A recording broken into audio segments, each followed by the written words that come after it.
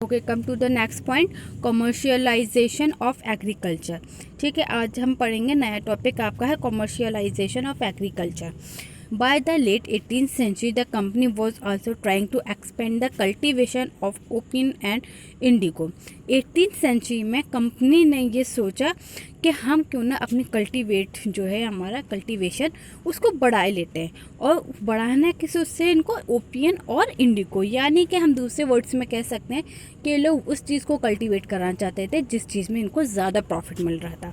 In the subsequent 150 years, the British also pursued or forced the cultivated to produce other crops like jute, tea, sugarcane, cotton, wheat and rice to be supplied to Europe। मतलब 150 years तक जो Britishers इस बात पर राज़ी करते रहे peasants को, और यहाँ पे फोर्सफुली उगवाते थे उनसे, नहीं तो अगर वो लोग राज़ी नहीं होते थे तो उनको फोर्सफुली भी करा जाता था। क्या किया जाता था यहाँ Europe? Jute, tea, sugar cane, cotton, wheat and rice, ये सब चीज़ें सप्लाई की जाती थी यूरोप। तो कॉमर्शियल एग्रीकल्चर में यही था कि ये लोग बिजनेस कर रहे थे, यहाँ से एक्सपोर्ट होता था ये सब सामान यूरोप में। The company looked for a way to expand the area under indigo cultivation in India। Company ने क्या देखा कि यहाँ पर कि हम यहाँ का जो एरिया है इसको हम बढ़ा लेते, इंडिगो कल्टीवेशन करते इंडिया के अंदर, इसको ज़्यादा बढ़ाते हैं इस चीज़ को, इंडिगो को। इंडिगो क्या होता है? इंडिगो होता है बेटा नील।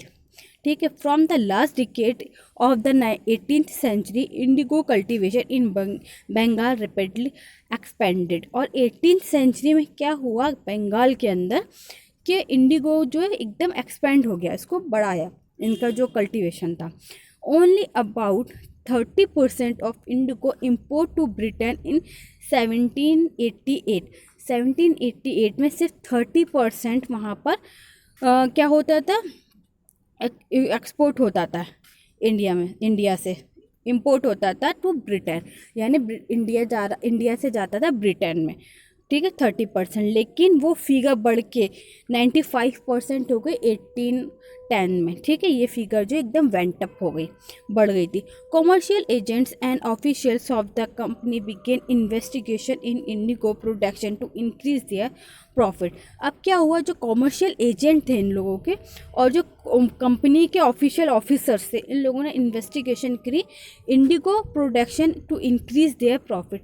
हम किस तरह से अपने जो प्रोडक्शन है हमारा, इसका प्रॉफिट को इंक्रीज कर सकते हैं। Many company officials even left their jobs to took after their indigo business. और बहुत से कंपनी ऑफिशियल्स ने जब देखा कि इसमें बहुत ज़्यादा फ़ायदा है तो उन लोगों ने अपने जॉब को छोड़कर और इसी बिजनेस में लग गए, किसके? इंडिगो के।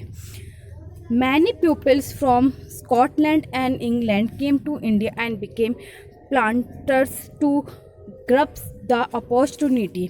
और बहुत से स्कॉटलैंड और इंग्लैंड के लोग जो इंडिया आए और यहाँ पे प्लांटेड कराया, मतलब यहाँ पे उगवाते थे और उसको वहाँ पे बेचते थे। ये उनके लिए बहुत अच्छी अपॉर्चुनिटी थी अपने बिजनेस को बढ़ाने की।